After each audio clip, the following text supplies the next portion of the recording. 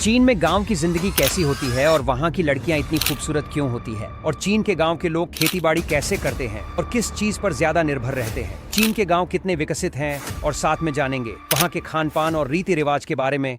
अंत में हम वहां की लड़कियों की शादी की पहली रात के बारे में कुछ खास बातें भी बताएंगे, इसलिए अंत तक जरूर देखें। चीन में ग्रामीण जीवन बहुत कामकाज वाला होता है, यानी बहुत चुनौतियों भरा और परिश्रम वाला होता है। यहाँ के गांव वाले सुबह होते ही अपने पशु के साथ अपने खेतों में चले जाते।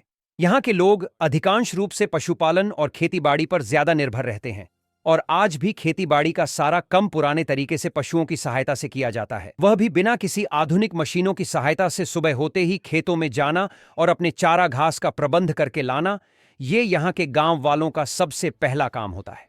गांव में शाम होते गांव के बड़े बुजुर्ग एक साथ बैठकर गपशप करते और पूरे दिनचर्या की बातें करते। यहाँ पर ज्यादा कामकाज मर्दों के मुकाबले औरतें करती हैं, चाहे वह खेतों में काम करना हो या फिर घर के काम हो या अन्य दूसरे काम हो। औरतों की भागीदारी ज्यादा रहती है और घर के फैसलों में भी यहाँ की औरतों की ज्यादा भूमिका रहती है।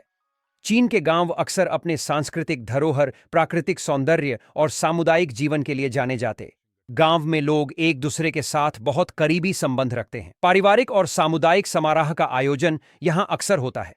खेत और कृषि, अधिकांश गांव में कृषि मुख्य व्यवसाय है। चावल, गेहूं और सब्जियां यहाँ की प्रमुख फैसले हैं।